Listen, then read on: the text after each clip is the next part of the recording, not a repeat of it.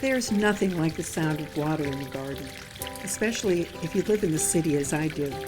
Not only does the sound of water provide a soothing backdrop to all of the other sounds in your environment, but it provides a beautiful focal point, drawing the eye to rest on the water and whatever is growing around it.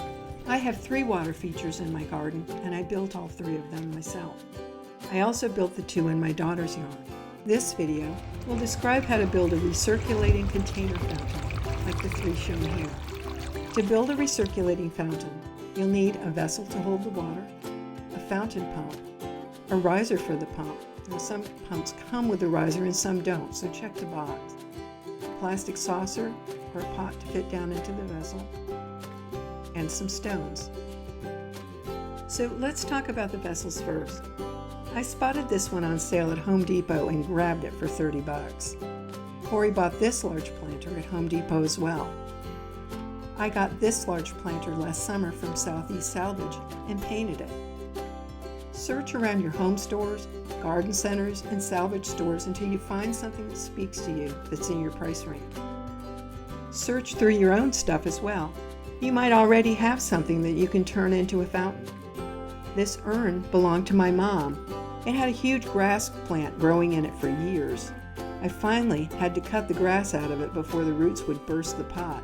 And then I got to thinking that it would make a really great fountain base. So I plugged the hole in the bottom using an underwater cement putty and created my vessel. This planter was a fountain for a while. Actually, before it was a fountain, it was a planter. Then it was a fountain, and who knows, maybe one day it'll be a fountain again. To choose a container, think about your space and your style. Now, my yard is pretty formal, so classic urns like this fit well into my landscape. But Corey's yard is anything but formal. She wanted clean lines and a much plainer look for her fountain. Also, consider size. My large urn fits very well into this larger garden where tall grasses provide a backdrop, but it would overpower the space where I placed this new smaller urn. Corey's yard is expansive, so both of her fountains needed to be larger in size. My friend Lori is getting ready to put a fountain in her new herb garden. We've determined that it needs to be at least 40 inches tall just to fit the scale of her garden. So this is how I built my latest fountain.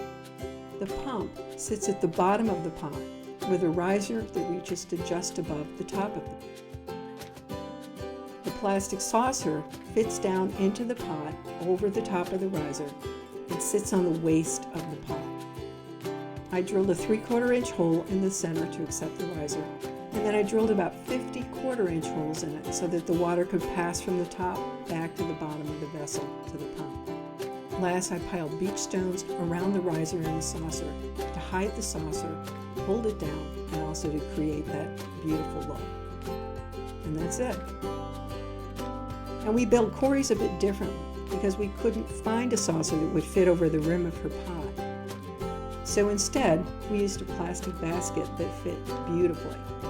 We treated the planter basket like my saucer, drilling a bunch of 1/4 inch holes in the bottom of it to recirculate the water. I also wound up drilling a few 3/4 inch holes in the sides. Because the planter basket is so much bigger than a saucer and would be incredibly heavy if filled entirely with stones, we used a second recycled pot to create space around the pump.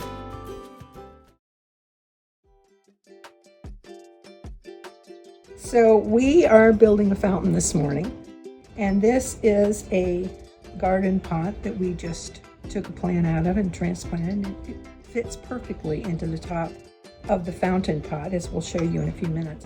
But since the pump is going to sit here over these holes, I've got to be sure that we've got enough flow of water in there. So I'm going to use a 1/4 inch drill bit, and I'm just going to drill a whole bunch of holes in here.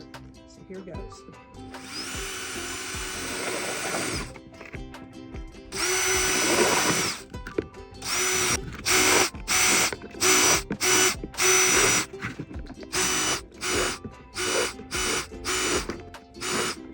What we're going to do now is we're going to drill a hole through the top of this to accept the pipe that's going to bubble water, and a bunch of holes around here. And this is going to be used basically as a spacer, and so that we don't have to fill that great big pot up with rocks. It would just be too heavy, and it would also, we don't have that many rocks. So we have problem solved here and come up with what we think is a pretty good solution. So we shall see. The first thing I'm going to do is I'm going to drill the hole for the pump app, for the pump.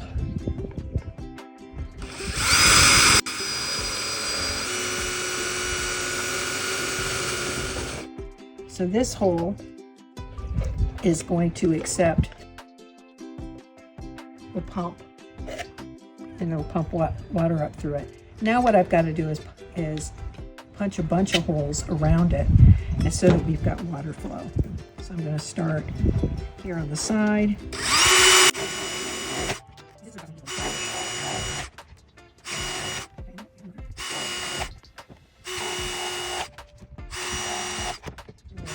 Okay, we're going to call it quits there. I think that's enough. So we've got a holy cup. I would never drill a hole through your hand. And by the way, I was using a 3/4 inch spade bit on here.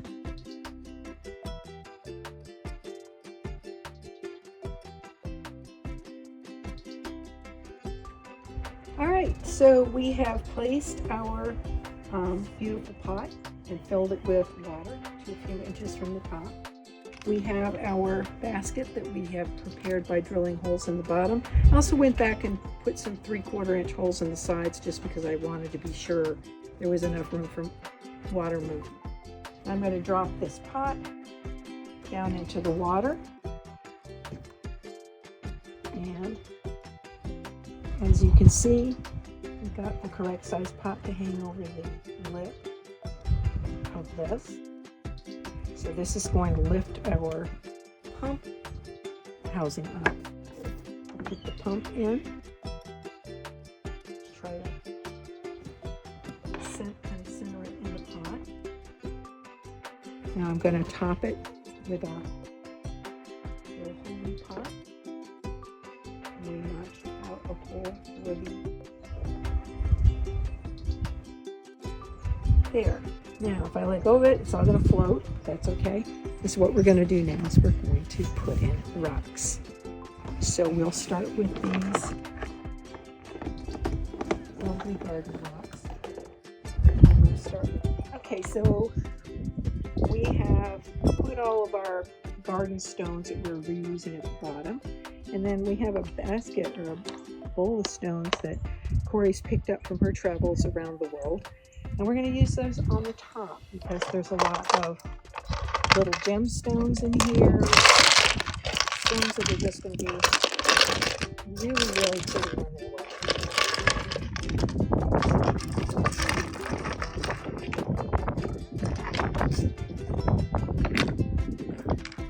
Looks like a piece of wood. It's a piece of driftwood.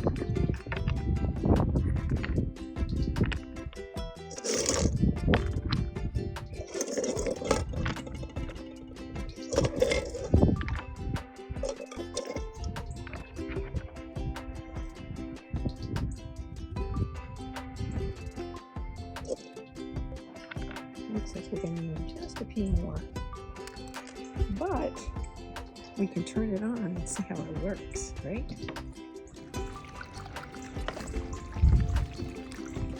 Ta-da!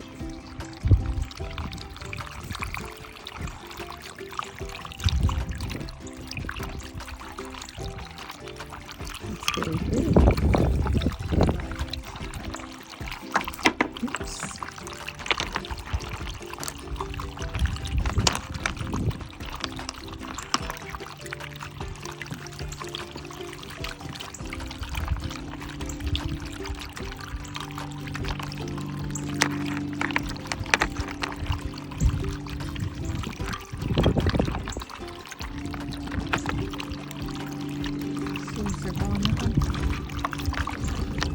Oh, that's cool.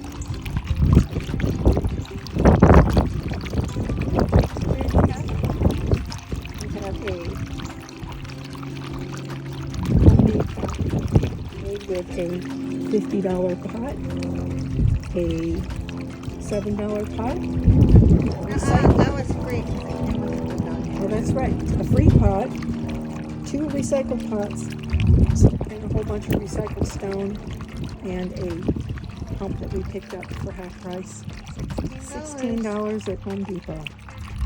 Ta-da!